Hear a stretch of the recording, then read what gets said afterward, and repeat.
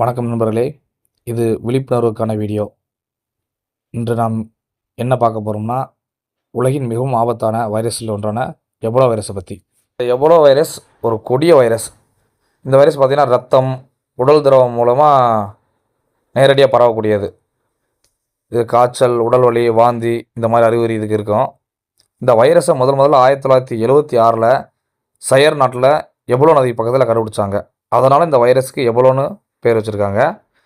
இந்த வைரஸ் பெரிய அளவில் எப்போ பரவுச்சுன்னா 2014 2016 அந்த காலகட்டத்தில் சினியா, லைபீரியா, சிரியா, லியோன் இந்த மாதிரி நாட்டில் பரவச்சு.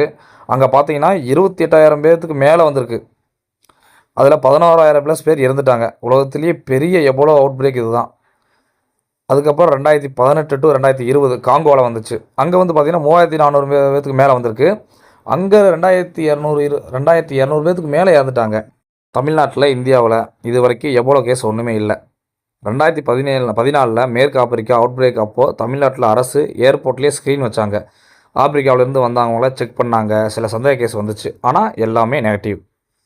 தமிழ்நாடு சுகாதாரத்துறை எபோலாவுக்கு தனி வார்டு, பயிற்சி, பிபிஇ கிட்டு எல்லாம் ரெடி பண்ணாங்க. ஆனால் யூஸ் பண்ண தேவையில்லாமல் போச்சு. ஏன்னா தமிழ்நாட்டில், இந்தியாவில் யாருக்கும் அந்த அறிகுறி இல்லை. இப்போது நம்ம தமிழ்நாட்டோட சுகாதாரத்துறை மினிஸ்டர் அருண்ராஜ் அவர்கள் ஒரு பேட்டி கொடுத்துருக்காங்க. நாங்கள் இந்த எபோலா வைரஸுக்கு முன்னெச்சரிக்கை நடவடிக்கைகள் எடுத்து தான் இருக்கோம்னு தமிழ்நாட்டில் இருக்க ஏர்போர்ட்டில் எல்லாம் அலர்ட்டாக இருக்க சொல்லியிருக்காங்க. நம்ம தமிழ்நாட்டில் இது வரைக்கும் அப்படி எந்த பாசிட்டிவ் கேஸும் வரலை. இந்த வைரஸை தடுக்கிறது எப்படின்னா, நம்ம கைகளை அடிக்கடி கழுவுங்க, பாதுகாப்பு உபகரணங்களை யூஸ் பண்ணுங்கள், நோயாளிகள் கவனிக்கும் போது கையுறை, முகக்கவசம், பாதுகாப்பு உடைகள் பயன்படுத்துங்க, அறிகுறி இருந்தால் உடனே மருத்துவரை அணுகுங்க. இந்த வீடியோ விழிப்புணர்வுக்காக மட்டும்தான். ஏதாவது நோய் அறிகுறி தென்பட்டால் மருத்துவர் அணுகுங்க. Please subscribe, support my channel.